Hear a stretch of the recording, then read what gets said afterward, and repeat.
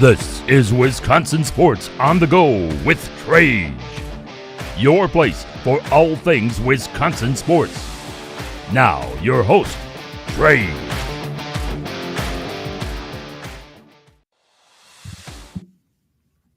How we doing, everybody, and welcome into Wisconsin Sports on the Go with Trage. I'm your host, Trage. It's been a hot minute. It has been a hot minute since we've been live. I know, we're on the radio now, 92.3 WOSQ. Make sure you're checking that out on Wednesdays at 7 p.m. We're on there, but we just haven't had the time to get live. I was sick the past couple days. I was thinking about going live, and I was like, oh, crap. I got sick, sore throat, everything like that. Still feeling under the weather today, but hey, we're here. I want to talk. There's a whole bunch of stuff happening, and I was like, I can't miss for this long. I got to get back and talk sports. Aaron wanted to be here. He's under the weather too. I don't know if you could transmit, sickness through a computer, but Aaron's sick. I'm sick. It's like maybe we rubbed off on each other. Kyle, I'm sorry if I rub off on you tonight here. Sorry about that one. I give you the computer virus there, but I got Kyle with me tonight. Kyle, how we doing? It's Friday night. Weekend's here. How we doing? Yeah, I'm good. Been a few weeks since I've been on. I think a lot has happened since then. Good. But I'm definitely glad to be on here and talk about. You feel like Super Bowl over. It's kind of a slow period. It's really not. There's still a lot going on. So let's go ahead and get into it. It's my favorite time of year. It is. Baseball's back. I mean, we're talking about spring training. I mean, it already started, but the Brewers don't start until tomorrow. So, I really don't care up until tomorrow. But baseball is back. March is almost here. The madness is almost started. We got college basketball up the wazoo. The Badgers are Kyle, I don't know. We talked about the Badgers. It's been a while since you and me have talked about the Badgers, but this Wisconsin Badger team is wow. Just wow. I mean, the offensively, they are lighting up the world right now. It is absolutely insane. So love to see that there out of the Badgers. But we want to start with an interesting one today. The Yankees. It's kind of out of our realm, but Devin Williams, right? Devin Williams heads out to the Yankees, and I don't know if he looked like crap without facial hair, and that's why they did this or what. But the facial hair policy is going to go away. They went through years where you had to have, no beard, nothing. You couldn't have facial hair at all. I don't know if it was the whole mustache thing or what. They didn't feel like a beard looked good. I thought it did. Matt Carpenter, when he went out there and he didn't have the beard, I was like, who is this guy, right? And Alex Verdugo looked like he was 12 when he shaved it off there. Devin Williams does look rough. I don't like Devin Williams without a beard there. He said that he hasn't been clean shaven for 6 years. That's what Devin Williams said. It's like James Harden, right? If James Harden was on the Yankees, I remember when he had that shaved beard, when they showed him with the shaved beard. That was bad. That was bad. There are some things that you're not meant to see in life. James Harden without a beard was one of them. Devin Williams without a beard is the second one. I don't know. Maybe he won't blow playoff games if he's got a clean-shaven face. Just maybe. Maybe. Huh? Yeah. I don't know. For Yankees' sake, I hope he does. But, I mean, Kyle, this is right in your division. This is right in your backyard there. Boston, a Red Sox fan there. What do you think about the Yankees? This feels like this is way overdue. Why did it take 40-some years for the Yankees to go, everybody else is good with it, why aren't we? I don't know. What do you think? I mean, look, the first thing was waking up and seeing that they had an official statement for this. I thought was hilarious. Because normally you see an official statement, it's like, somebody big got fired, official statement, they acquired somebody big, official statement. But the fact that you're turning back on a policy, which was kind of done to begin with, because Johnny Damon was also a guy, had a beard, went to the Yankees, and it's just like you weren't winning anything the past 25 years with a little shorter than that, but it's been a while since you won anything. I guess maybe they're just trying to switch it up to fix that and hope that now guys will be themselves with their facial hair, and maybe they'll play looser in the playoffs, and hopefully they win that World Series title that they've been chasing for a while. I saw it on the bottom ticker, and I was just like, the biggest non-story that I needed today was to know that the Yankees aren't doing the beard thing anymore. This was Yankee news. This is what you needed. Yeah. This is what you needed right here on the Yankees. I just thought, they're still going to have the policy. It's got to be clean, though. It's got to be clean. You can't be frizzly. You can't, walk out there looking rough yet. It's still got to be kind of cleaned up. Can't do the hockey beard. Right. So I mean, I guess good for the Yankees. Good for Yankees, good for Yankee players. Now, I wonder Aaron Judge. I wonder if he can grow a beard. I'd be interested in Aaron Judge with a beard. Like he looks like a lumberjack right now.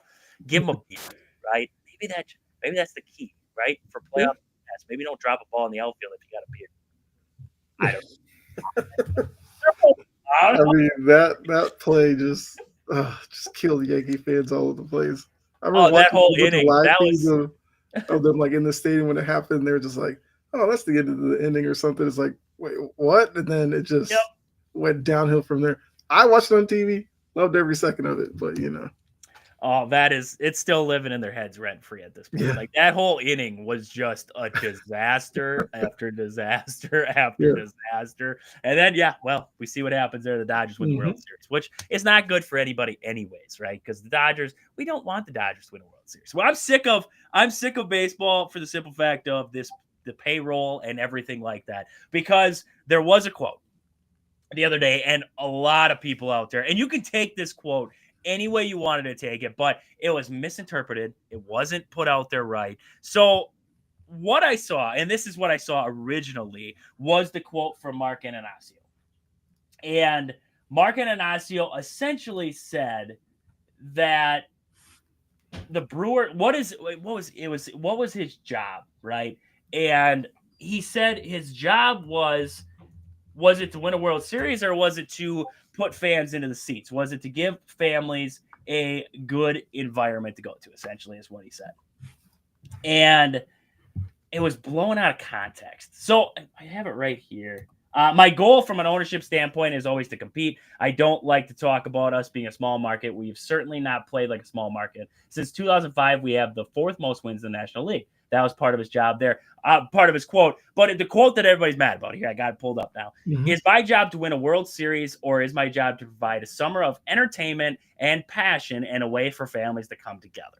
So that's the quote that was taken by USA Today and ran with. Right? I think it was by some guy named something Nightingale was his name.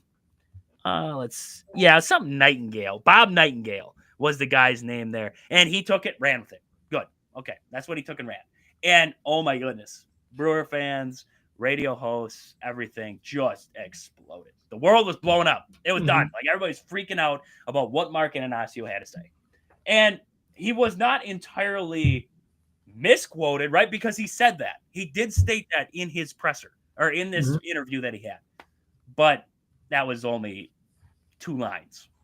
There's the rest of it, right? And he went on and he talked about the Dodgers and what the Dodgers are able to do and what he's not able to do and being a small market team. And, he went on to talk about we don't have financial ability to bring in superstars. We try to hold on to whatever we can there, bringing in, having guys like Jackson Chourio and different things, right? So this thing went way longer, right? So everybody's freaking out. And then Mike Ananasio came out and he said he was entirely misquoted. I was sitting in the room, he said. The goal is always to win a World Series, but it's also important as a steward of the franchise to provide a summer of passion and excitement for the fans so you don't lose generations of fans like some teams do when you have a long rebuild. We always want to be competitive to avoid that. Very frustrating to see what the writer posted, which completely was not in the spirit of the comments that were made. So that's essentially what Mike had to say there. I believe, and this is what I'm believing on this, Mark Ananasio wants to win a World Series. Anybody out there who believes that Mark Ananasio doesn't want to win a World Series is absolutely out of their mind. I don't understand how you could sit there and go, wow, this Brewers owner does not want to win a World Series.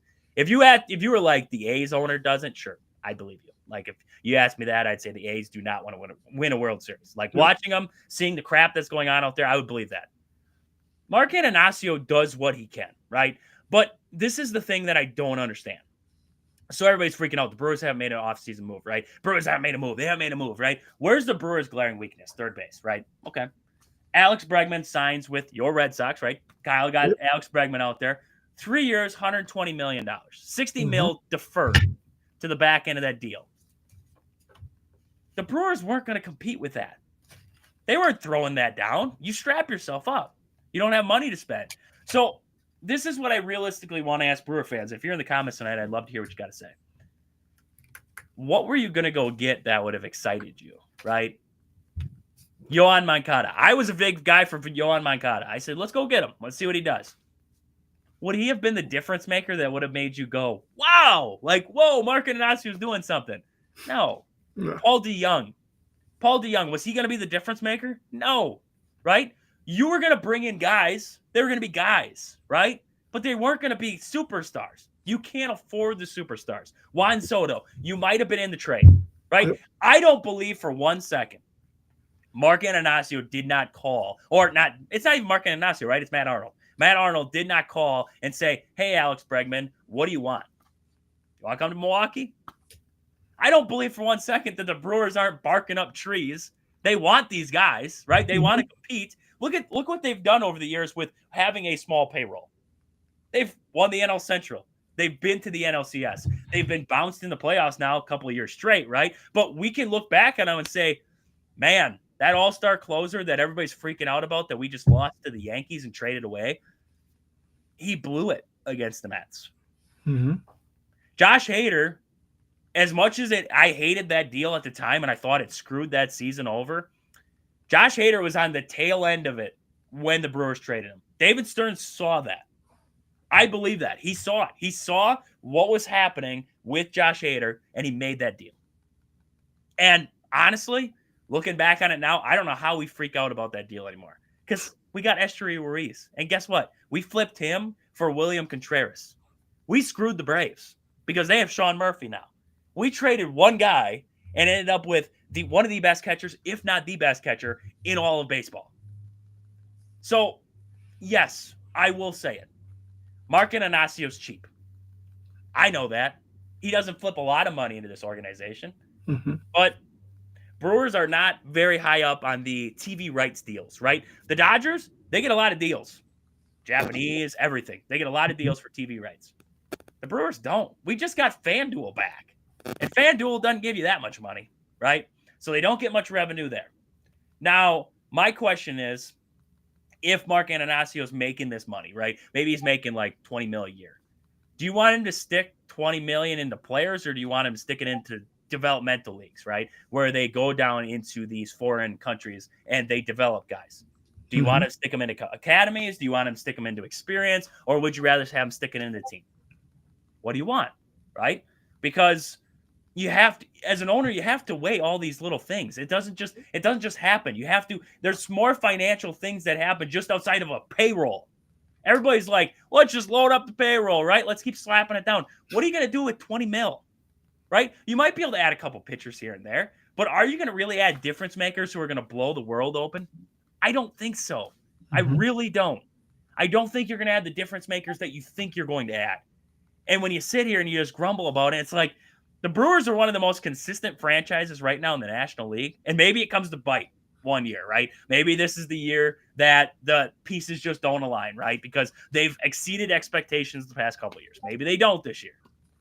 But from what he's been able to do, build the young talent. See what the young talent can do. What is the point of Tyler Black and all these third base prospects if we keep just bringing in third basemen and just stop Gates? Just bring him in. 1 year deal. What's the point of them? Let's see what Tyler Black can do. If he can't do it, well, let's trade him away. Let's find a piece, right? This isn't saying that the Brewers still can't go out and make a move. They can't make a trade. They can't do something. They can't swing anything. This isn't saying that they can't do that at this point here, but I'm at the point where it's like, this is what the Brewers are going to do. And we have to accept it, right? So, Aaron, I said, Aaron, see, I knew I was going to do it. Kyle, what are your thoughts? I mean, you hear that Mark Inacio quote, and I mean, you hear that basically misquoted, taken out of context. I mean, what are your thoughts on the Brewers right now? And I mean, in your opinion, Major League Baseball, because I honestly think it's a Dodger problem. I think it's a Met problem. I think it's a baseball problem that they don't have a salary cap or a salary floor in place there. What are your thoughts right now on this landscape, what the Brewers have going on, Mark Inacio, and what baseball is at right now in a whole? I mean, yeah, I feel like for any front office person, like there's more. I mean, I guess fans don't want to hear, but there's more that goes into it than just spending money and putting together a team that's supposed to win it all. Because you do actually have to worry about the fan experience and everything like that. But in terms of like, Brewers and teams like them, like the Brewers aren't so small market that they're like the White Sox or something. I mean, actually, the White Sox are a big market in Chicago, but I mean, like the Rays. Let's take the Rays. Rays are like a legit small market team. Yep. They don't get a lot of fans, which is why their stadium isn't like state of the art. And they have to be creative with the way that they build their team. And look, through that, they've managed to stay relevant most years when a lot of people would just write them off. So if Milwaukee can sit here and, they spend money, but they don't spend on a Dodger level, which nobody does. They may not spend on a Yankee level, which very few do, or on a Red Sox level. But if you can spend the money correctly and wisely and develop, guys in double A and single A correctly, you don't have to have the biggest payroll to win in baseball. It's just that it may put you in a tougher position with a, slimmer margin of error. Because like if you're the Dodgers and let's say you like lost Mookie Betts or something for a couple of weeks, the Dodgers have the ability to swap him out for another guy who would probably start a lot of other teams. So I do agree with you that the Dodgers are becoming a problem. And I think it's whether or not baseball actually looks at it that way. Because there is something to say for a league where everybody just hates that one team. And they try to do everything they can to beat that one team on the hopes that if you beat them, maybe you slowly break them up. Like it used to be, you built your team to beat the Yankees in October. Now it's like you build your team to beat, whoever, like the Braves or one of these teams that consistently are there, consistently have a good team. And I think Milwaukee is a team, like you said, you look at the last few years, despite maybe not spending as much as fans may want, they've been in the conversation. Yep. And, for baseball, maybe more so than other sports, it's like just get in and you have a chance. We've seen plenty of wildcard teams now get to the World Series. So it's all about spending your money correctly and wisely, not just throwing money at a bunch of guys and then going, oh, we spent the most, we're going to win. Because Yankees had like a top 3 payroll for a lot of years. Somehow they don't win. Yeah. Because they're not spending it necessarily in the right places on the right types of guys for October baseball. Like up until October, baseball is much different. You get to October, your pitching staff more magnified. Situational play plays a bigger role, which is kind of two of the areas where the Yankees have kind of fallen short. So, yeah, if I was a Brewers fan, I'd be like, kind of like what we're doing right now. You got young guys who are showing out, and you just have to hope that one year you kind of break through. Because I mean, it's not a guarantee that the Dodgers will be there in the end just because they spent way more than everybody. They still have to play together 162 games and actually play well enough. So, the quote, like we know this day and age, if you can pull the juicy part of a quote out and make that the focal point, that drives traffic to your site, which is what a lot of people want to look at. So then once you get on the site, it's up to you to either like read the full article and get the full context of it, or just read the headline, make a decision, and go crazy. So I'm not necessarily mad at these reporters who may phrase it a certain way to kind of build some, I guess, interest amongst their viewers or readers, because that's technically what they're supposed to do. But from what you read, I didn't see anything terrible about what he said. No, and you don't. If you took out of that quote that you think that Mark Ananasio does not want to win a World Series, he doesn't care about winning a World Series, he just cares about the money aspect. I don't believe that for 1 second. I think Mark Ananasio's out there to win a World Series. I just think in the landscape that baseball is currently at right now, it makes it hard to spend money. It does. The Brewers payroll I saw is expected to be like 116 mil for the year so far, with all the contracts and everything off of. I mean, I believe they have some contracts still on from like last year, some deferred contracts. I think they still got to pay who do they got to pay yet?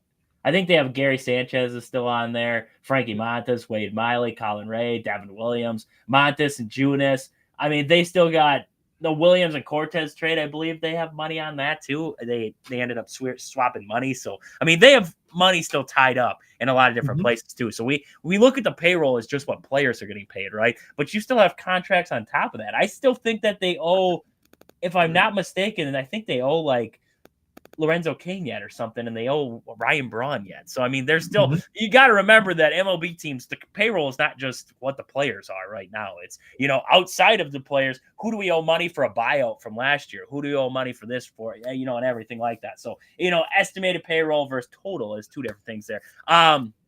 What did John's in the comments? Nice to see you, John. Watch Brewers make a splash next year at first base and sign Vlad Jr. would definitely move the needle. I agree. I think it'd move the needle if they went and traded for him this year. Just said screw it. Just said screw it and went for him. Yeah. But the question is, at this point, what do you do with him? Because you got Rhys Hoskins. It's like if you have a right-handed first baseman, what does a right-handed first baseman do for you? I don't know, so we'll see. I would not be opposed to that move whatsoever, John. John, stick around. We got to talk Oregon later here. Badgers, Oregon coming up tomorrow. We got to talk about it. So make sure you're sticking around. We did have one across the text-in line from the 650 there. Maybe no more punching walls without a beard. For Devin Williams. So good stuff there.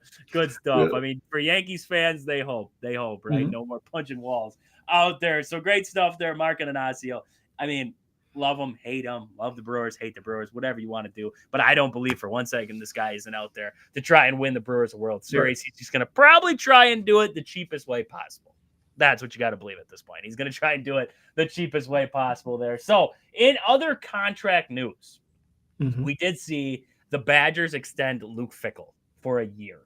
And I saw it was kind of like a formality. Like it's a standard 1-year extension that they do at the conclusion of the season.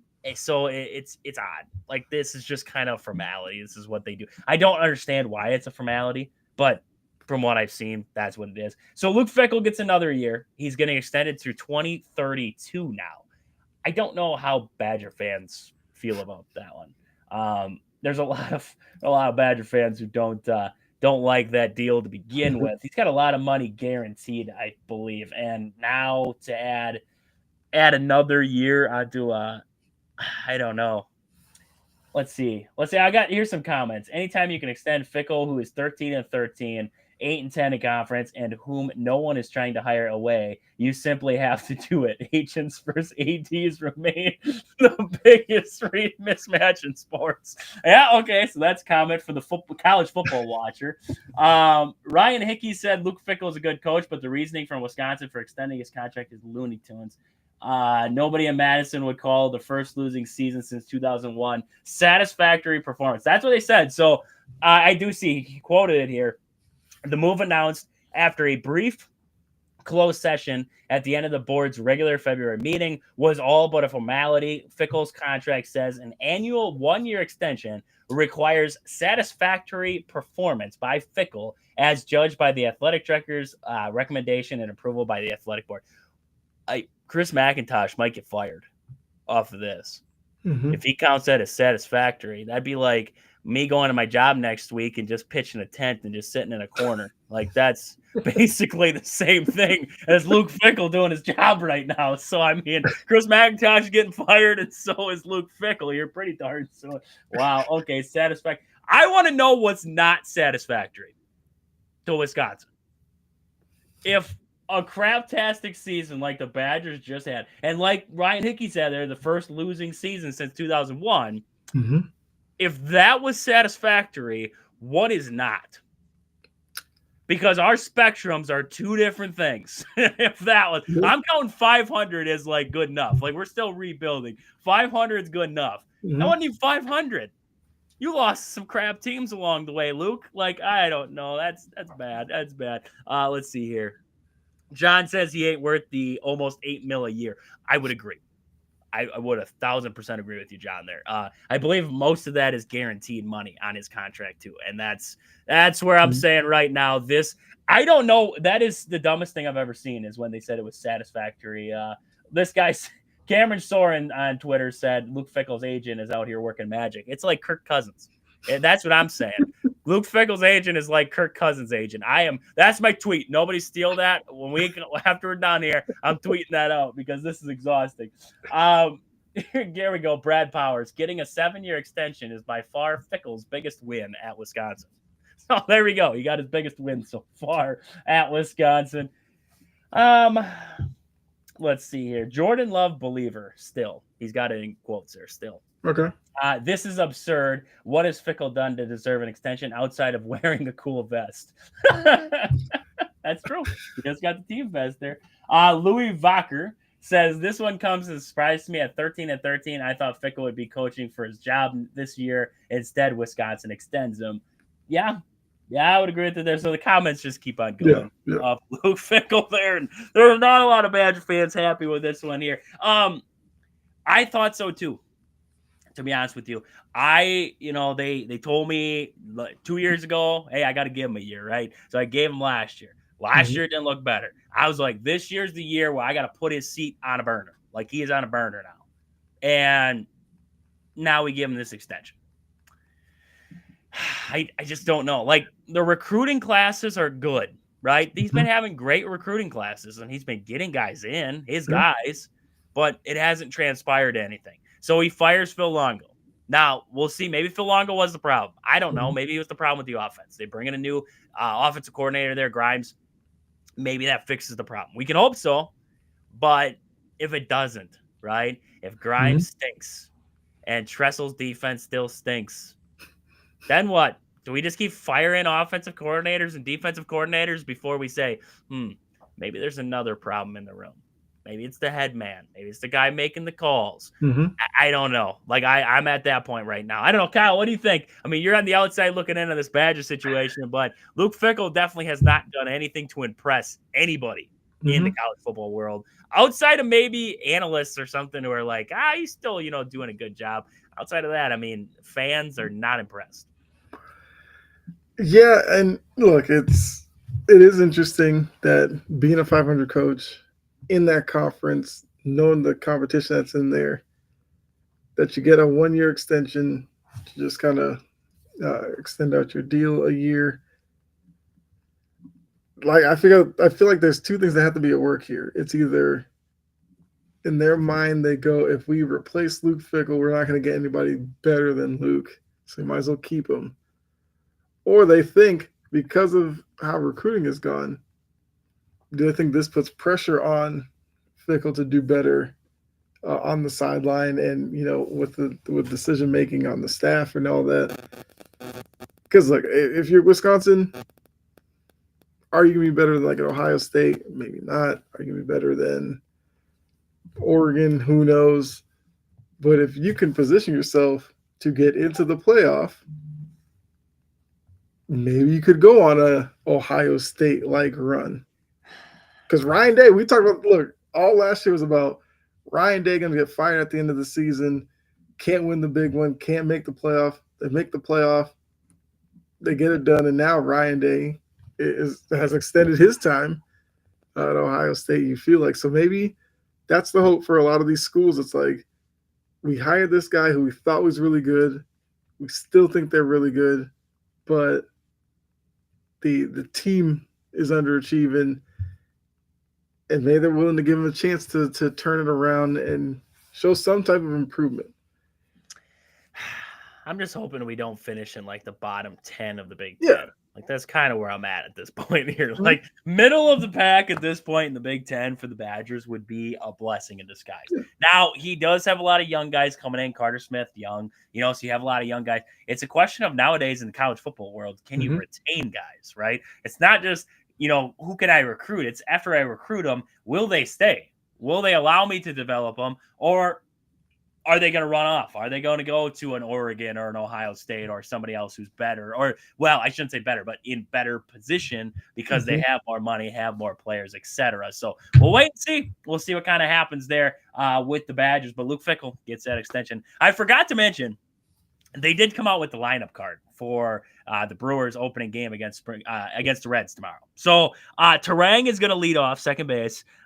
Churio is going to be in left field. He's batting second. Contreras at DH. Mitchell is going to bat fourth in center field. Bowers is at first base, batting fifth. Ortiz playing shortstop. Frelick in right field. Haas is catching it tomorrow. And then Durbin, the new guy, Caleb Durbin, will be playing third base for the Brewers there. So, I mean, interesting stuff there. Interesting stuff. And then it looks like some of the, subs that they're going to have. Monasterio will be along. Heron, Adams, Luis Lara. I'm excited to see him. He's definitely a great outfield prospect for the Brewers. Excited to see him. Ernesto Martinez Jr. Get used to that name there. He's been in the Brewers system for a while now here, and he's going to be down there. So hopefully, maybe, everybody's freaking out about first base. Maybe Ernesto gets that little nod there after spring training. We'll wait and see on him.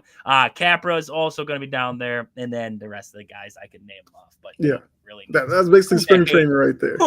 They are. You guys, and then you're hoping a couple of guys wearing 60, 70 surprise you, and then get a better number for the regular season.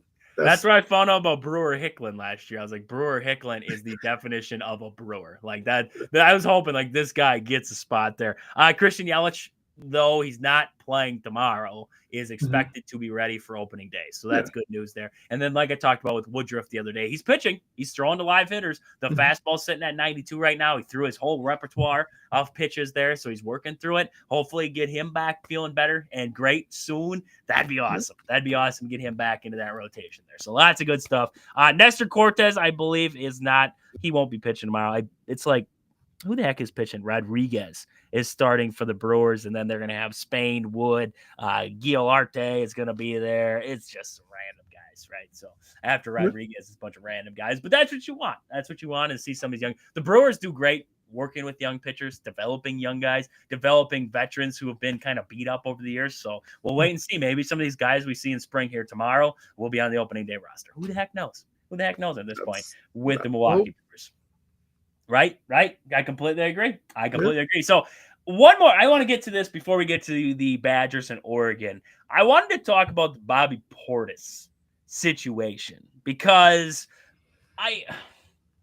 it stinks for Brewer fans. Or not the Brewer fans. I'm just talking about the Brewers. I'm like, Brewer fans technically, right? Bucks fans, right? Because Giannis Dame both kind of banged up going into the All-Star break. We get him back. Bobby was playing before it. Now Bobby's out. We get Giannis and Dame back. So you still don't have the full cast of characters, right? Because Bobby Portis is one of the best bench players in all of the NBA. So now you don't have one of the best bench players in the NBA. So he's out. He's that guy who comes in. You don't notice what he does until he's not there, right? And you get Kyle Kuzma, and Kuzma's been playing. I mean, I did not expect this, Kyle. I'm going to be honest with you. Kyle Kuzma is playing fantastic. Like tonight here against the Wizards, he's got 19 points for the Bucks, 8 for 18 from the floor. He's still not efficient, right? Because the efficiency, you're like, 8 for 18 is not bad, right? It's not terrible, but you'd want to see better efficiency. He's not there completely, but 19 points. I take that. Night. Like that's Chris Middleton, what he was contributing there. So I like what Kyle Kuzma, and defensively, honestly, Kyle Kuzma's been pretty good defensively for the Bucks. Like, I don't know, you don't really put defense and NBA in the same sentence and throw it out there, but defensively, Kyle Kuzma's been pretty darn good. And Jericho Sims has been getting more run time now that Bobby's been out. I like Jericho Sims. I liked him at Texas. He's an athletic guy, can get after it defensively. I like him in the lineup there, just a more athletic guy behind Brook Lopez there. But I mean, all in all, Bucks winning this game right now, 102 to 101 now, son of a gun, as I say it. It's getting tight here against the Wizards. But, I mean, what are we thinking about this Bobby Portis situation? I was trying to find the drug there that he used. Do you remember? Tramadol. Tramadol was what it was. Treat severe pain in adults is what they said. According to representative from Priority Sports, he said, I am devastated for Bobby right now because he made an honest mistake and the ramifications of it are incredibly significant. Bobby unintentionally took a pain medication called Tramadol, thinking he was taking a pain medication called Toradol. Toradol is an approved pain medication that he used previously and that teams and players use for pain and inflammation at times. And it goes on and whatever. He had elbow injury and stuff, and that's why he took it. But this is going to be my question. Mm-hmm. So the NBA wants to have a better league, right? And what's going to make a better league is to keep your players on the floor, right? So I understand that he took this drug. I do. But it's not steroids. Steroids, longer lasting effect, right? Mm-hmm. They're going to get you jacked. They're going to make you feel great for a while, right? You're hitting bombs. You're, beating up guys, whatever, right? This is just a pain medication. And honestly, and this is going to be my honest opinion, and I get he broke a rule, right? And you break rules, you get the ramifications. I get that. But for this, I'd have been like, all right, Bobby, you got to get drug tested every single night this next week. And we're going to test you. And if you test positive again, you're done, right? But it's pain medication, right? I mean, he took it for pain. If he doesn't test positive for it again and he ends up switching back to this other stuff and it's, good to go, Bobby, you're good to go. Go get him, right? 25 games just to me, I get it. Like, don't get me wrong. I'm all for, a guy broke the rules, do your thing. But at the same time, I'm like, this was just, he was trying to play. Like, he was trying to just, get out there and play. You guys have a problem right now in the NBA with guys not wanting to play. If this was Joel Embiid, if this was Kawhi Leonard, those dudes wouldn't have played. They'd just sat on the bench and sat at home. But you're going to penalize Bobby Portis because he took a pain medication just to try and get out there and play. Now, he took the wrong one. Was it an honest mistake, or was that just a ploy like they always say? Like, oh, it's an honest mistake, right? You never know, right? Bobby could have known what he was taking. But at the same time, it's like, okay, suspend him for a week. And then drug test him every single day.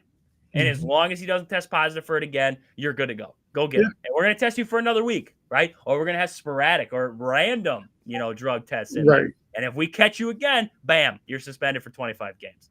25 games for a pain medication.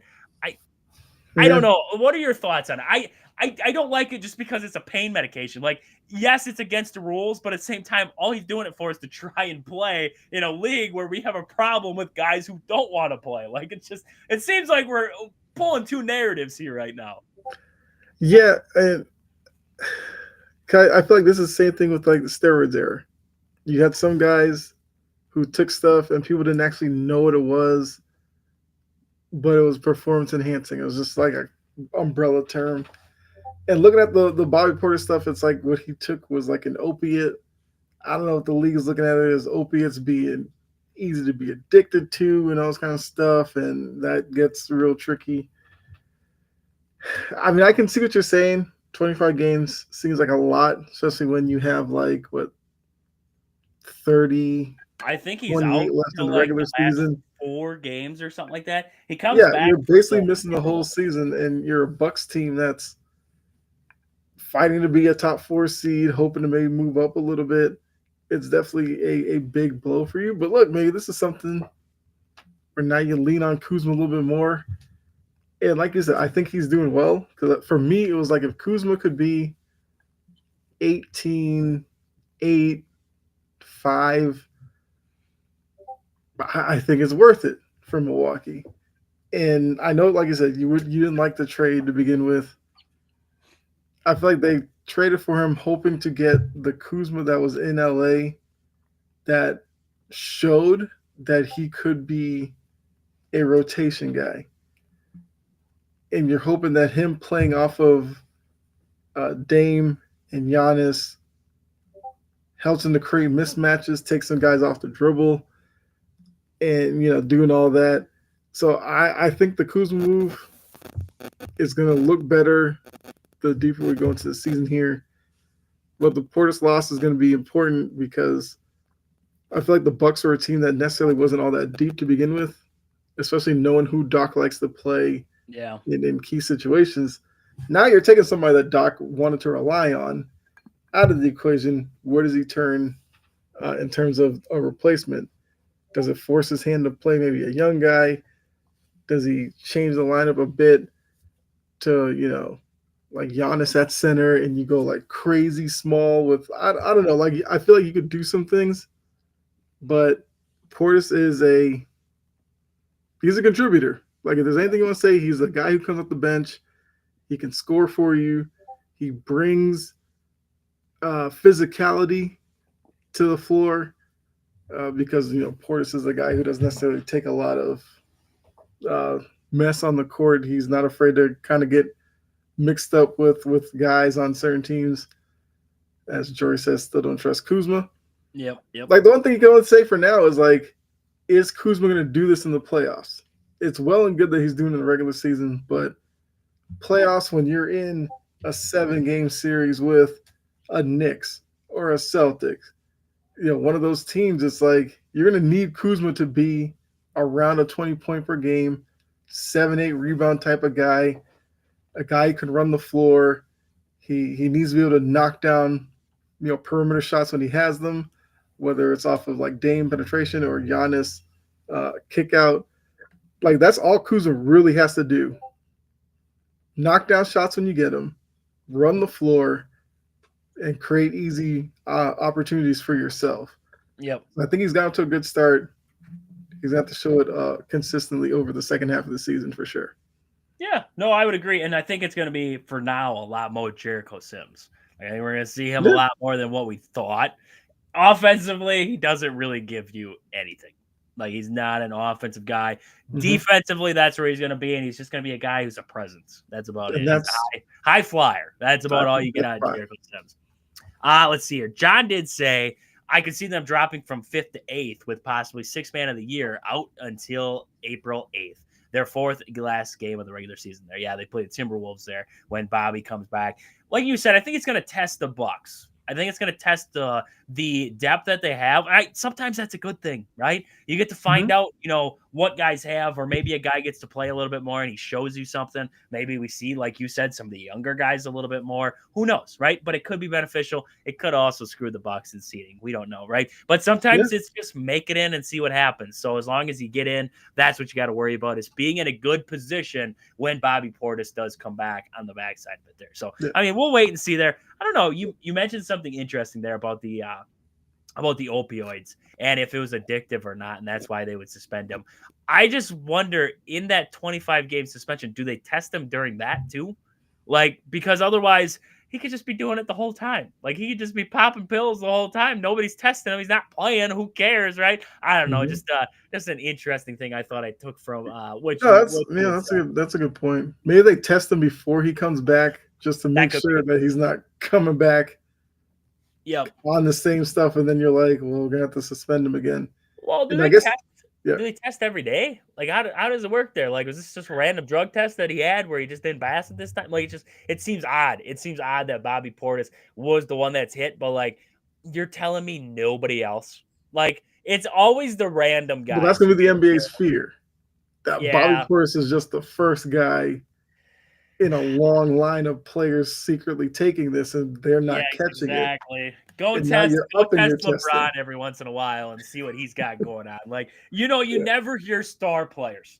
It's always just a random guys, right? Mm-hmm. Even with this whole betting like ring and everything that was happening, like it was just a random guys. Mm-hmm. Like they were nothing to the league. And like, oh yeah, we'll suspend them. But it's like, do you ever look at the other guys like for a second? Just maybe. So I don't know. We'll see. We'll see what happens. But Bobby, I love Bobby, but hopefully. But even like to John's point about the Bucks possibly slipping, that's where this is also interesting because I think John said he sees them going like from 5th to 8th. You have the Pistons. You're in a play-in game now. Right, because you have the Pistons like a game behind them. Now, depending on how much you trust the Pistons in a position they've never been in, now getting to that part of the calendar where games mean even more, can the Pistons hold on and potentially move past the Bucks? You have Orlando, who finally got Banchero back not too long ago. So there's a chance that they're going to start playing a little bit better. And they're only like 3 games behind the Bucks. So the Bucks can't necessarily sit here and go through like a 2-week stretch where they really struggle, because they could wake up one day and find themselves 7th or even 8th. Well, 8th there, the Heat. I think the Heat has so many problems right now that the Bucks don't have to worry about them. But yeah, if they fell out of the playoffs and into the play-in, that now creates a couple extra games you have to play. It's already a veteran group. I mean, you did bring in Sims and Kuzma, who are a little bit younger, but the guys that Doc relies on are all veteran guys. You don't want to necessarily add games to their schedule with a play-in tournament to get into the playoffs. So for the Bucks, you got to try to stay in the top 6. Bobby Portis comes back like the last few games of the season. You can now get him worked back in and kind of hit the ground running in the playoffs, depending on who you play. Yeah. No, I would agree. It's going to be interesting to see what happens there. Jory did say when you absolutely need him is when I don't trust him. You don't need him late in game, to be honest. Like, Dame's my closer. Dame and Giannis are my closers. Like, I need Kuz, like you said, all game long to give me 20. Like, just to be that role player all game long. When it gets late in the game, I go to Dame, I go to Giannis. That's where it goes. Like, that's just how it is. That's how it is with the Bucks. It's what it's been and what it's going to be. Kuz has just got to be what you were hoping Chris Middleton was going to be, and that's just he's got to be a reliable. Yep, a guy to come along. According to Jory's point, like he has to be a reliable number 3. Yes. Like yep. He can't give you a Taurean Prince type performance where it's like 6-8 points. He's out there. Depends on the night, right? With him, it's like one night he hits like 6 and it's 6 threes, and it's like, what is going on? And the next night he's completely irrelevant to the offense there. Same with like AJ Green. He's the same way. AJ Green's there for one night, and then all of a sudden it's like gives you nothing, and there's no production. So I agree. Like, he's got to be a reliable third, but late in the game, it's like I don't need him as much late in the game. I need him to be at 20 points a game. I don't need him to be my late game scorer, I guess is what I'm trying to say there. What does John say there? If Bucks possibly fall out, does Portis save Rivers' job? Possibly. Possibly.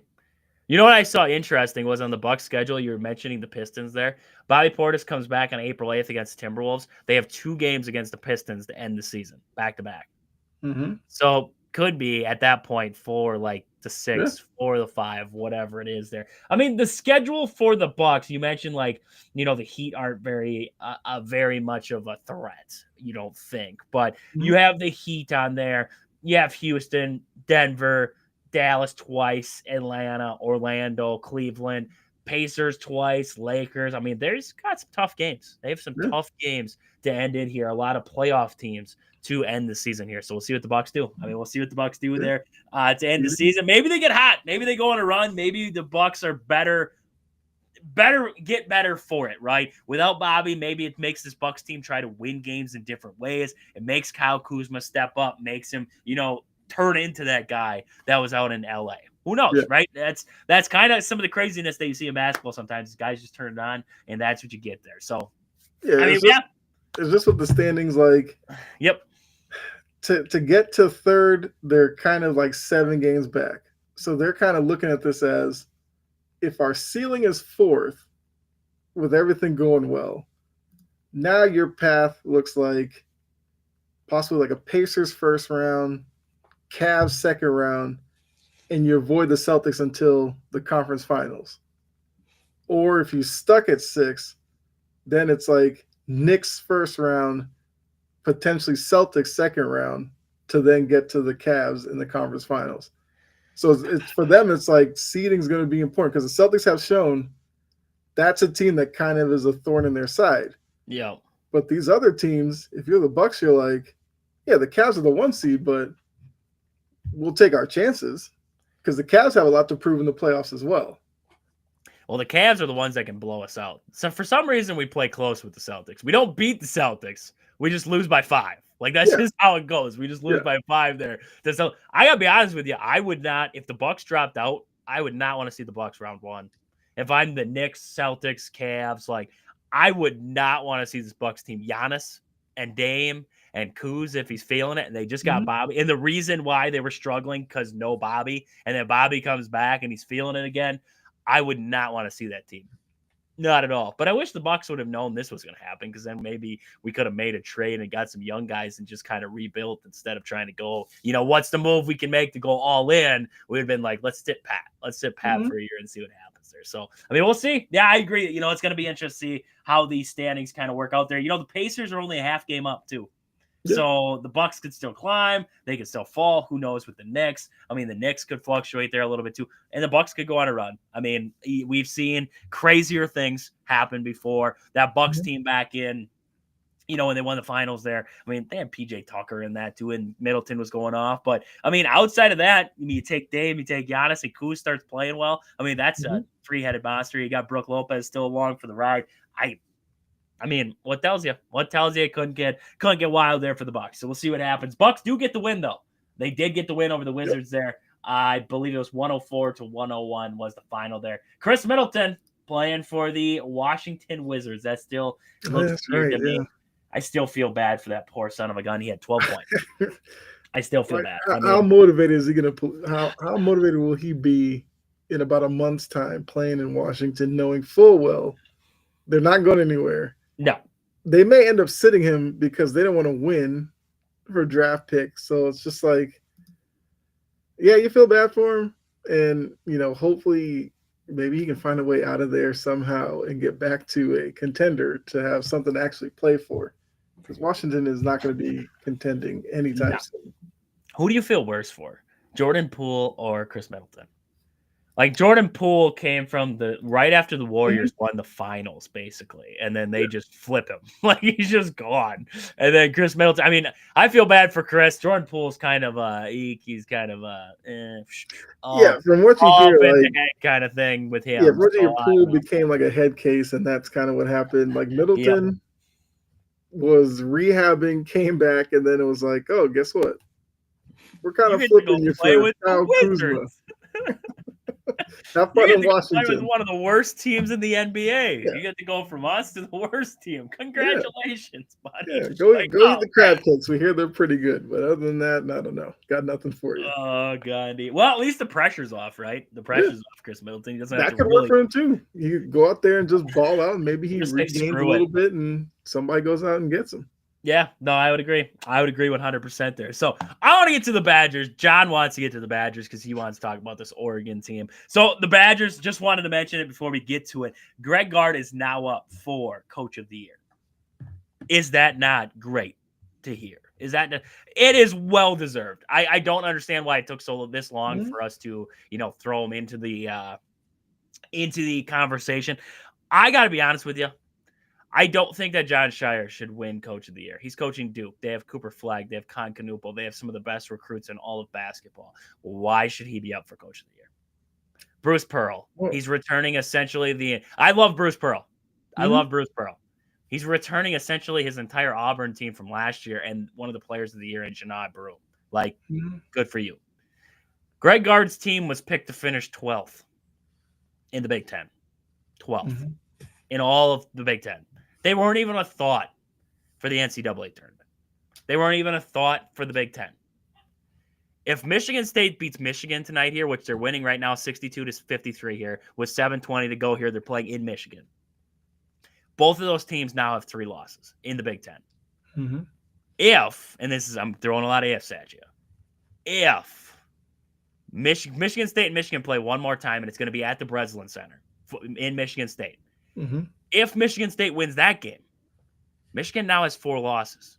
If the Badgers beat Michigan State, they have 1 game against Michigan State, they would have 4 losses and they'd be tied with all of that madness for that first place spot. And that's not even all the games. Like, I'm just mentioning Michigan State, Wisconsin, and Michigan all playing each other in some way, shape, or form. Michigan still has to play Maryland. They still have a game against Maryland. They still play Illinois. They still play Rutgers. They still have Nebraska in there. They still play good teams. Michigan State, outside of just having to play Wisconsin, still plays in some good games yet. They have that game against Wisconsin. They play Michigan. They play Maryland again. Maryland is one of the better teams in the Big Ten. Iowa, they have Iowa on the docket. Wisconsin could still finish as the number 1 team in the Big Ten. First place. 12th to 1st. Yeah, that's pretty impressive, yeah. Who is John Tonje before he came to Wisconsin? I have no idea.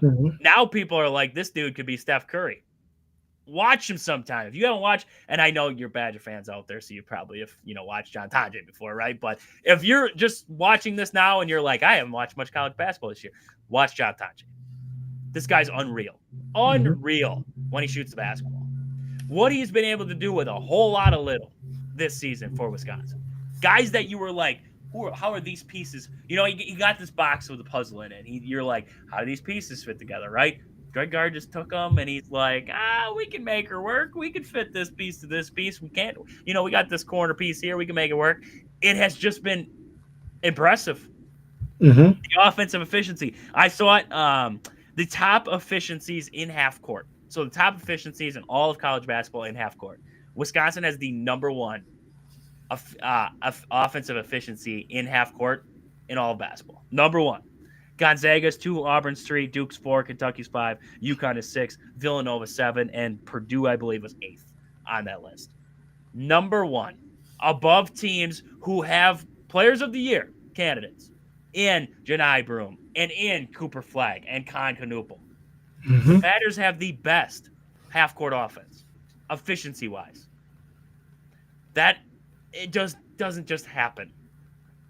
Yeah. Not with a bunch of no-name guys, right? If you would have told me Duke with Cooper Flagg had the number one efficiency of offense in all of college basketball, I'd be like, yeah, sure, okay. Like, yeah, I get it. Janai Broom with Auburn, sure. Florida, yeah. Tennessee, sure. Mm-hmm. Wisconsin, would not have believed it if you told me at the start of this season that was going to be the Badgers. But that's where we're at. Greg Gard has taken this team. Him and Kirk Penny. He let Kirk Penny come in. He's from he was overseas, came playing for the Badgers, went back overseas, came back, coached with Wisconsin. And Greg Gard said, show me what you got. What do you got for me? And they run this dribble drive offense now. A whole lot of greatness, right? But I'm going to be honest with you. I love what I'm seeing right now out of this Wisconsin Badgers team. And, I mean, I would say outside of Greg Gard, my other guy for coach of the year would be Rick Pitino.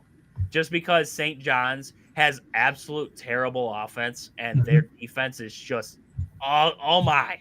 Like, they just won a game the other night. They shot like 33% from the field. That is ridiculous. And you win a game by like 20. Yeah. And it's just creating possessions and just playing good basketball.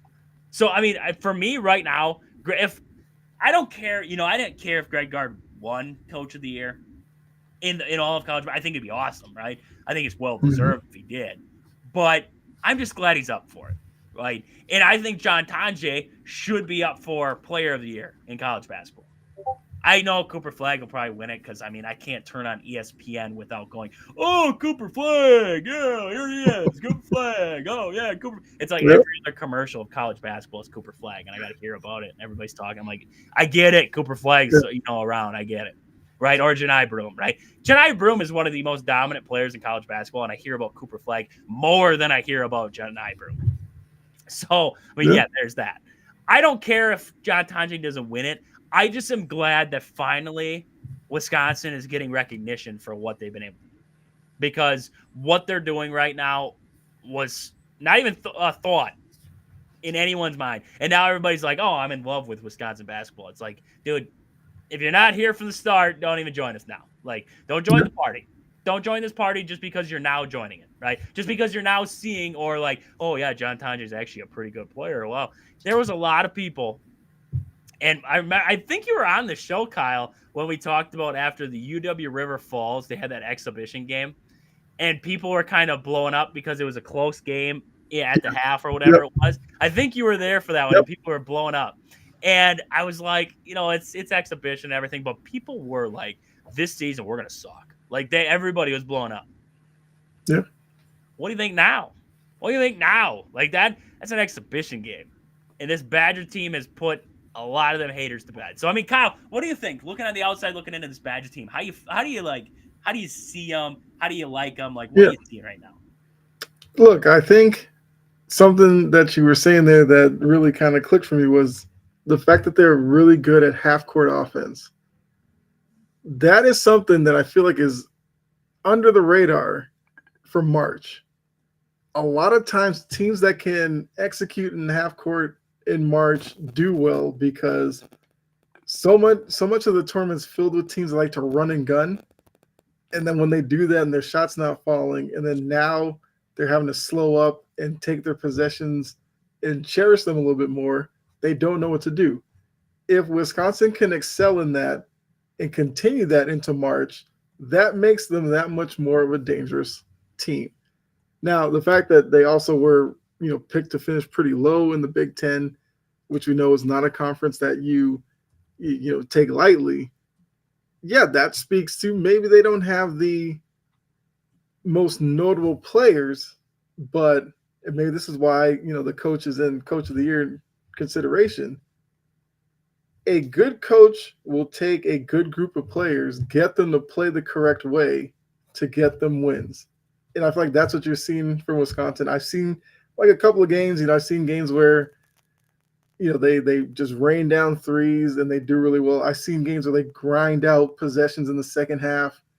Maybe it's a 1-2 point lead and they come down, get a couple of stops, get a couple of buckets, and then that turns into like 6, 7, 8 point lead.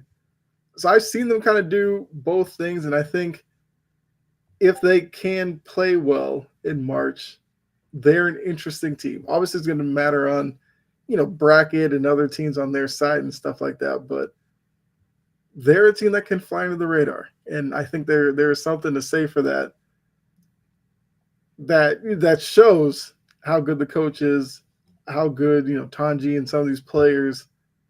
Maybe they're playing a little above their head, who knows? Or maybe they're just playing and people are just now noticing that these guys might be a little bit better than people thought they were going to be. So they're a team I will be watching, and especially like Big Ten tournament, that type, where that's one of those tournaments that it takes a lot to get through. I'd like to see Wisconsin in that kind of setting, how they play. Because for these big conferences, you do well in your conference tournament, that can propel you on a March run as well. So I think they're positioning themselves to possibly have a deep run, but we won't know until we see it. Yeah. No, and I would say you mentioned something there. Can this team, can they go into them hostile environments? Can they win those games in neutral sites? What does a tournament setting look like for a team like this? And was this team for real, right? You didn't know if this team was for real. I didn't know how good this team was until they went to Purdue and they put up 94 points. Yeah. I honestly didn't know. Like, I'm going through the season and I'm like, this is a good Badgers team. Like, I said it the whole way. I said, it's a good Badgers team. This is a good Badgers team. They got a good team here. John Tanji, John Blackwell, it's a good team. And I kept saying it. But I was like, where's that signature road win, right? Because they went to Rutgers, they won. It was like, whatever. USC, whatever. Mm-hmm. They went on the road to Maryland, lost. Went to Northwestern, won that game. They went to Iowa and won it. And I'm like, they still don't have – they have road wins. Like, something that they didn't have in the past was road wins. They at least had road wins. But I was like, where's that signature – the signature win, right? They didn't just get a signature win on the season, and it wasn't at home. They got a signature win at Purdue, in Mackey, a place that's hard for the Badgers to win at or play at or anybody to play at. Mm-hmm. They put up 94 points on the road. If I had told you at the start of the year the Badgers are going to go into Mackey this season and put up 94 points against number 7 Purdue, you would have laughed in my face. Mm-hmm. You'd have been like, there ain't no way. No way. Yep. That's what they did. And then the very next game, they play Illinois back at home. And they put up 95 points. Back-to-back games with 90-plus points in those games. They've put up 90 points multiple times this year. 116 against Iowa there. They put up 100 points against Arizona. That Arizona win is nothing but impressive at this point. Because Arizona continues to win basketball games. I saw Jay Billis put out his top 60 or top 25 teams the other day. I don't know if Jay Billis has watched college basketball in a while. He had Purdue at 10 and Wisconsin at 11. This was after Wisconsin beat Purdue at Purdue, and he still had him ahead of him. He had Kansas at 15. After Kansas got smoked around by BYU, he put Kansas at 15. I don't believe that Jay Billis watches anything outside of Duke basketball at this point, so I'm sick of watching him. John Fanta had a pretty good list, so I think he had the Badgers in there as like number 9, I think, in his top 25, so I thought that was a pretty good one for the Badgers there. But, I mean, Wisconsin, they have a big one, though. I think it's going to be a big game coming up against Oregon there. I don't know if it's a quad 1 game. It might be right on the verge of it. I think it might be a quad 2 at this point. Badgers 7-5 in quad 1 games. Quad 2 games, they're 7-0. Quad 3 games, they're 2-0. And quad 4, they're 5-0. So, right, pretty good. I mean, not having a really terrible loss, I guess you could say there for Wisconsin. I believe their worst loss is against Michigan. Their worst like net ranking loss was Michigan at home, and I think Michigan at home was like 17th in the rankings. Mm-hmm. So like having Michigan as your worst loss on the season, not bad at all. Not bad at all. Like you'll take that all day there. But Badgers, Oregon.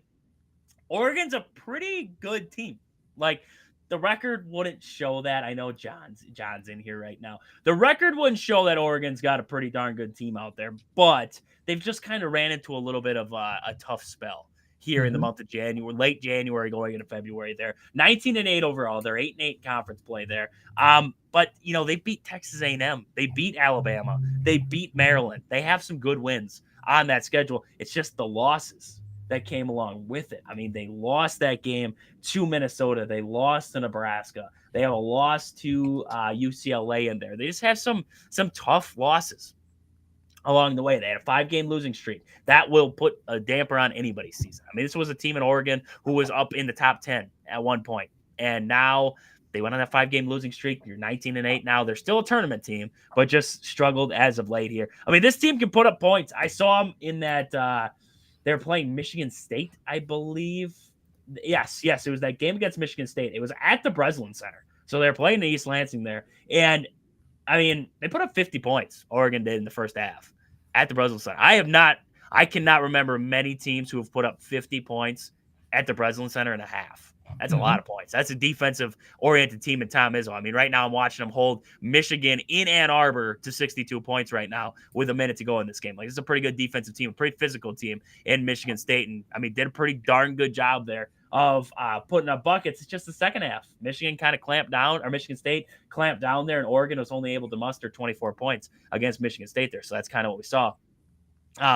I don't know. Michigan. I did see John just said Michigan State upsets Michigan. I don't see it as an upset. 14 over 12. I would say, okay, never mind. I would say it's an upset because it's on the road. I would say it's an upset because it's on the road there. Michigan State going to Michigan.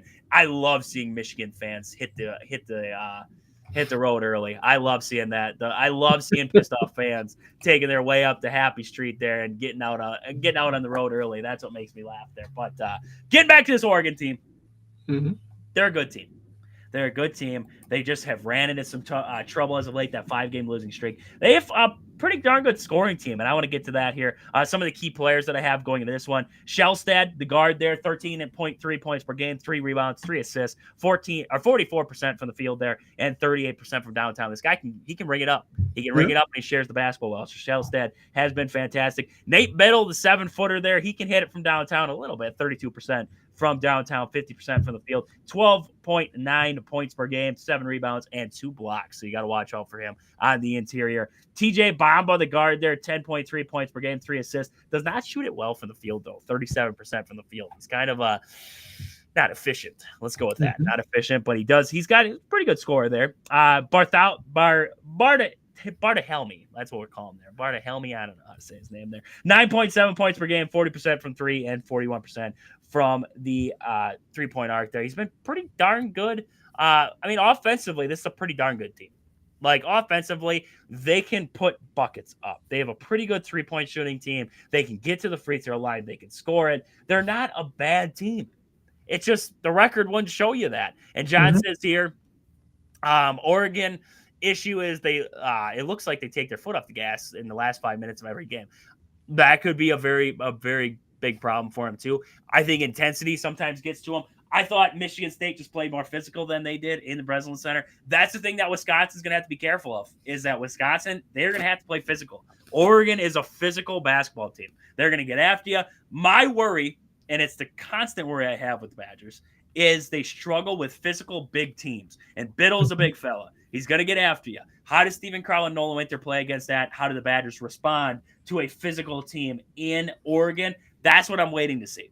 So that's kind of what my big takeaway from this one is the physicality from Oregon. Some of the team stats, 76 points per game for Oregon, 44% from the field, or 45% from the field, 34% from three, 76% from the free throw line there. They have about 11 turnovers per game and 7 steals. So they get after you. They don't turn the ball over a lot, and they can shoot it. So this is a dangerous team in Oregon. If you take them lightly, you can lose this basketball game. And I mean, Kyle, what are you seeing? I mean, from this matchup here, Wisconsin, Oregon, I mean, if you got a prediction, give me your prediction. Like if you were a bet man, who are you taking? Wisconsin, Oregon in Madison?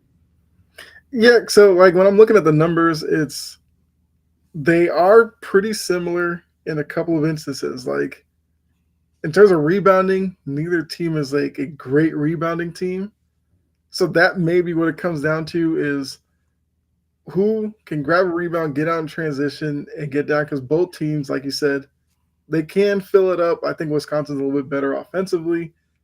And I think defensively, in terms of scoring wise, they're pretty similar.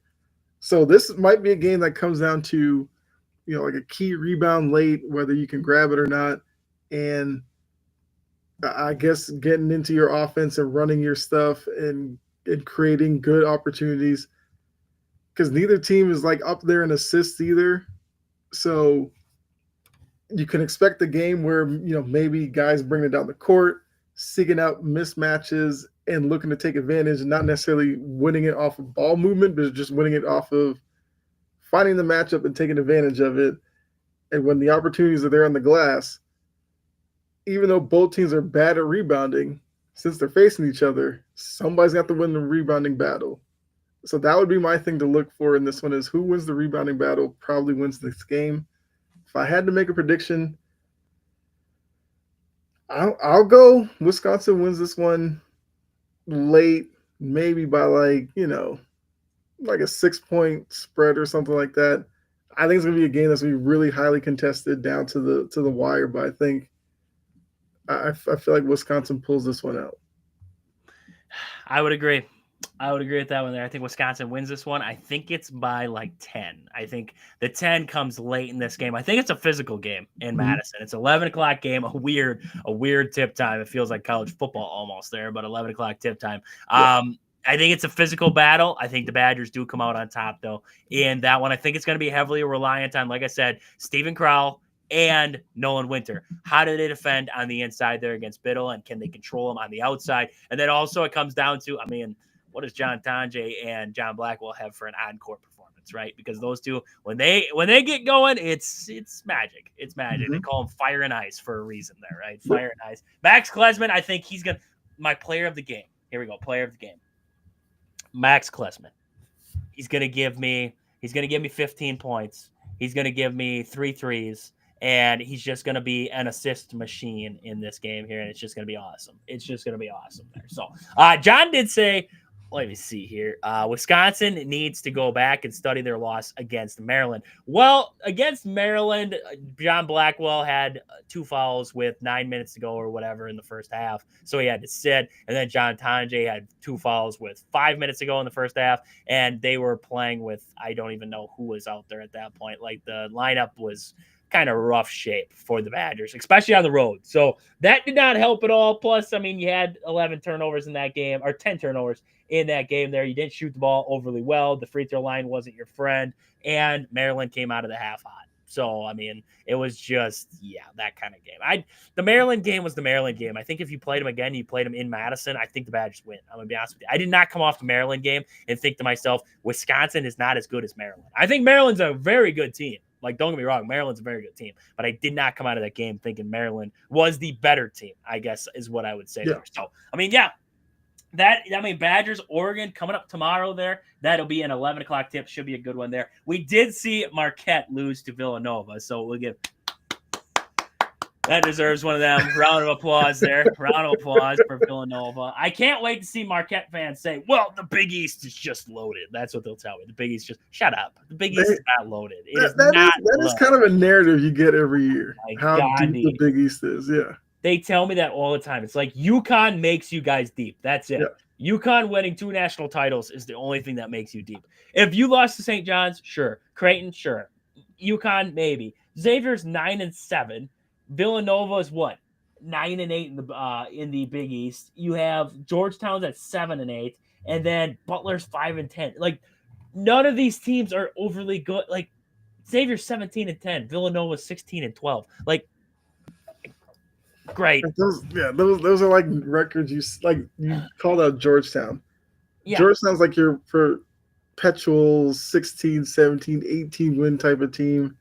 They're going to be on the bubble. Everybody's going to say, well, the Big East, should you let them in because of how tough it is? It's just like, I agree with you.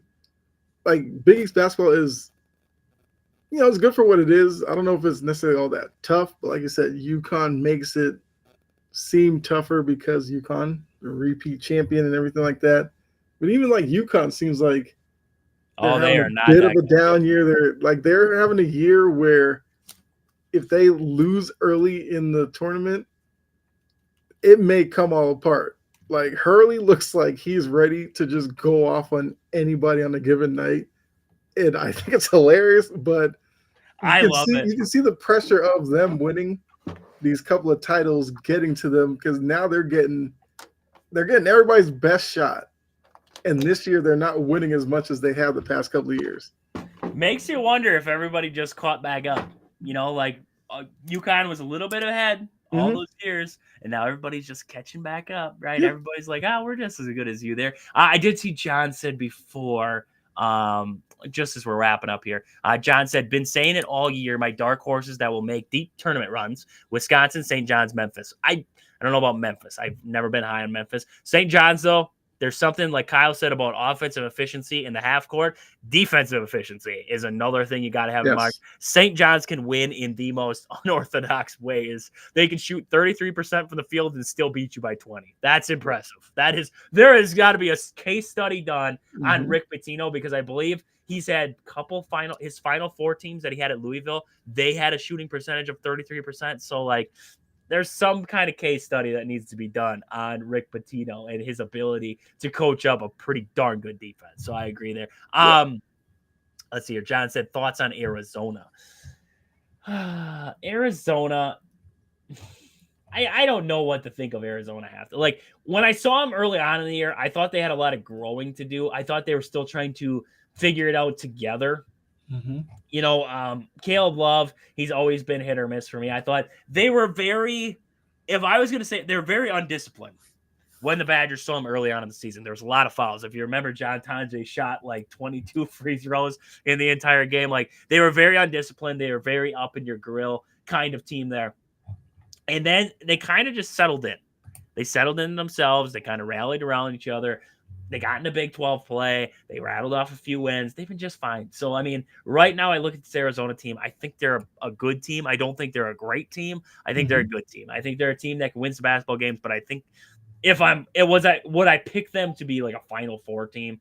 Probably not. Like I'm not a Final Four favorite with Arizona right now, but I would say right now Arizona I think is a second weekend team. Like I think they can make it to the second weekend. I think they got good enough guard play with Love and Bradley and KJ Lewis. I just look at down low there with Townsend, and I love Townsend and Awaka, but I don't know if they're the guys who are going to take you over the top. Yeah, I mean,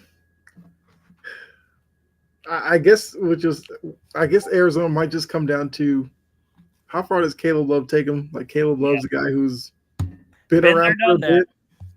Yeah, it's the same Caleb Love he was at UNC and then moved on a couple places and now at Arizona. He's there because there's one thing to say about upper class players in March that can work for you or it could work against you because we've seen some of these freshman, sophomore lane teams beat upperclassmen kind of lane teams because they just have more energy and run around. But I think Arizona's going to be interesting to watch. I agree with you. I think they're probably like a second weekend type of team, and then you wouldn't be surprised if they were upset or something like that. Yeah, they're one of those kind of team for me at this point here. So we'll see. We'll see on Arizona there, but hey, I think that's all we got. I mean, we got into a lot tonight. Bobby Portis suspended for 25 games. Luke Fickell gets an extension. Mark Ananasio is the worst owner in all of baseball, according to some Brewer fans, as we heard. The Yankees are allowing you to have a beard now, and the Badgers are going to kick the crap out of the Ducks tomorrow. So that's all we need to know. That's all we need to know here. like I always tell you guys, you can follow us just about anywhere. Facebook, Twitter, TikTok, YouTube, Twitch. On Twitter, Twitch, and TikTok, you can find us at Wisco Sports on the Go. On Facebook and YouTube, you can find us at Wisconsin Sports on the Go with Trage. You can also find us on 92.3 WOSQ, the radio station here. You can search it up online. If you aren't around the central Wisconsin area, you can search up 92.3 WOSQ. You can search it. You can listen to it on the website so you can hear the show there. 7 to 8 on Wednesday, 7 to 8 Central Time PM on Wednesdays. There you can find the show on 92.3 WOSQ on sports radio there. Also, you can email the show, Wisco Sports on the Go at gmail.com, and then also shoot us text at the text in line 715-990-4914. That is 715-990-4914. If you want to get involved in Trage's mailbox, which on the radio show, the last about 12 minutes of every show, we do Trage's mailbox. If you want to be involved in that, send your questions either on any social media platform, otherwise to the email or to the text in line, and I can read them off on there, answer your questions. So that's where we want to get to there. But Kyle, let the people know where to find you out there on social media or wherever they can find your stories. Yeah, I mean, you can find me chopping at the bit for my personal channel. You can catch me over on Integrity Sports Network. It should be on with Passion and Precision tomorrow. Then, yeah, I mean, I'm on TikTok. That's what Chompin' Podcast. I got the links on YouTube. I can't remember. Sounds right. Yeah, I'm on TikTok. I'm on, like I said, YouTube, Facebook, Twitch. I'm out there. You want to find a realist fan, you go to Kyle. That's what you got to do. If you want to find a realist, I try to keep it real. If you want to find some unrealist fans, go watch Kyle's show, Sideline to Sideline, on Integrity Sports, and listen to them Eagles guys tell you that was the greatest team of all time. Is the one we just watched. Okay, the Eagles fan base, they're rabid. Like they got their win. Oh man, they're gonna enjoy it because the Sixers have been a disappointment. The Phillies haven't started yet. Like the Eagles are what they're gonna hold on to. They have to. I respect it because, that's you win. You win. I'll give it to you. You won a Super Bowl. Like you were the best team in football this year. I will give that to you. You won it all. But to call yourselves the best of all time, no. I can name about. You know how it is. They like to have those conversations. It's like Mahomes wins the title. Is he the greatest? Is he on track to be the greatest? Which conversation would have been worse, though? Like, which one's going to get more annoying? Would it have been Mahomes, or is it going to be the Eagles fans trying to compare themselves to, like, the 2007 Patriots? Like, which one is going to be worse? Because I think both could have been bad. I think both will be bad in their own right. I mean, the Mahomes one, it's interesting because, me being a Patriots fan, it's like, I recognize how good Mahomes is. Because I feel like there's a lot of people, if he wins one more, are ready to kind of put him past Brady. Yeah. I don't know if I can do that because, he's lost a couple in kind of blowout fashion, including 1-2 Tom Brady in Tampa Bay. So it's just like, I can have the conversation, but I would still lean Brady, Yeah. Maybe the bigger conversation is, has Mahomes actually passed Montana yet? That might be a better conversation, but I think a lot of people put Mahomes past people Montana. Forget about Montana. That's the thing, is like, if you're not Brady, get away from it, it's like Montana's going to be slowly forgotten about a little bit more, which is tough because some of those Niners teams were pretty dominant. It honestly is in all the sports. Like, if you don't, outside of Michael Jordan, you forget about guys. Mm-hmm. You forget about everybody else. Outside of LeBron, we're going to forget about guys, right? Mm-hmm. I don't know. See, that's what separates LeBron, and we're going to get in a whole tailspin of conversation here, but that's what separates the Michael Jordan era from this era. I don't think you're going to forget about a lot of the other guys in the LeBron era, like the Stephs. Like, he was dominant. The Steph Curry was dominant. I don't think anybody was as dominant as Michael Jordan. So it's like, you got Larry and you got Magic and you got those guys along the way there. But you think of that era, you think of Mike. Like, that's what you think of. You think of this era, I think you can, like, you could put a couple different guys. Like I could think, if I think of this era, I'm like, Steph, he was dominant, right? LeBron's there, but nowadays it's like when I think of the NBA, I don't think of LeBron James. I forget LeBron James is still in the NBA sometimes, to be honest with you. Like I'm like Luka. Like I honestly think like Luka. Where's what's going on with Luka this tonight? Whatever. Jason Tatum. What's going on with Tatum? Giannis. What's going on with Giannis? The Joker. What's going on to him? It's like you forget about LeBron. I don't know. It's an interesting argument when you get into the GOAT conversation. You get into the greatest of all time conversations to think of relevancy and to think of like you said, Joe Montana. We forget about him because it's like, oh, you skip over Montana and you go straight to what was Tom Brady. Same with the NBA. I think too many guys skip over Kobe and they go to what LeBron and MJ. They don't go LeBron and Kobe because I don't know if he wins that debate. Right? I think Mike wins the debate between him and Kobe, but I don't know if LeBron wins the debate with him and Kobe.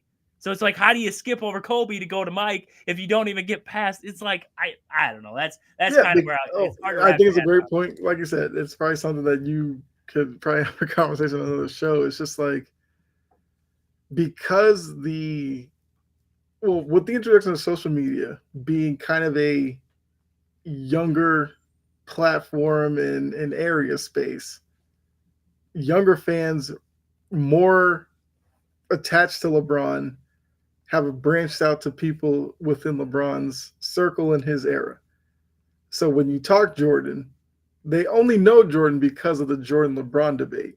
Yeah. But Jordan's era, you had Barkley, you had Olajuwon, who's a guy I think gets forgotten about way too much. Way too often, yeah. And that's where the conversations get tricky is because if you're having conversations with just younger people who only know LeBron's era, it's hard to kind of introduce them to guys who played along Jordan that were really good. Like Karl Malone, terrible person, was a good basketball player. Guys like Stockton or I don't know, like even a Tracy McGrady. You could go through a laundry list. Like Tracy McGrady's a guy that people I feel like that was my nickname. Don't really recognize how good that guy was. Yep, my nickname was T-Mac growing up. That's where my uncle got it from. Tracy McGrady there.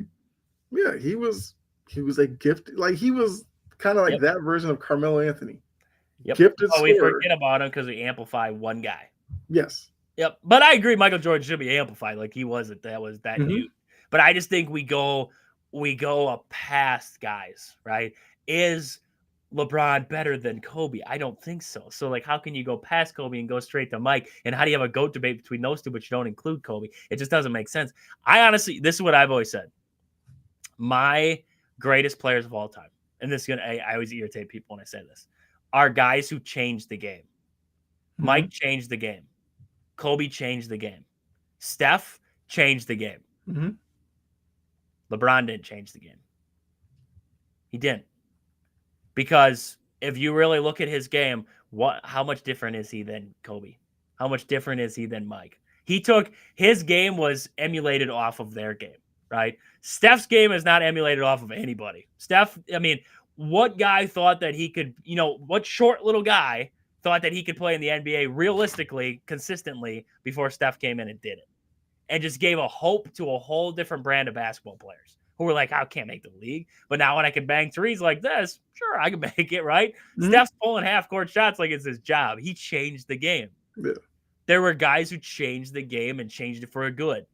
I don't know what LeBron has done to change the game for me. I think it's fair. Because if you're looking at them, you're like, what's LeBron's greatest skill? And you could argue his greatest skill is that he's just a big athletic guy. Yep. So then if you're thinking of other big athletic guys, is he as dominant as Shaq, who's a big athletic guy? Maybe not. Yeah. But like Jordan, it's like crazy, intense competitor. Kobe, kind of the same thing. LeBron doesn't necessarily have that aspect to him. Like, don't get me wrong, LeBron is a great player. It's just that he's kind of like really good at a lot of things, but if you had to say what was like his go-to greatest skill, I don't know. Like some would say his passing, but I'd be like, Jason Kidd was a better passer. Yep. You say his scoring, I'd say Jordan was a better scorer. Yep. So that's the thing. That's what kills. that's where he kind of gets in the conversations. Like he's really good at a lot of different things, but he's that not make the him. best. Yeah. Yep. So it's definitely one of those interesting conversations that will continue to happen once he retires as well. You know that's going to happen. It should be soon. I would hope so. It should be very soon that he retires and just walks off into the sunset. John did say people forgot about Bradshaw, and titles get in the way also. Is Breeze really better than Marino? There's an argument to be had there. There's an argument there.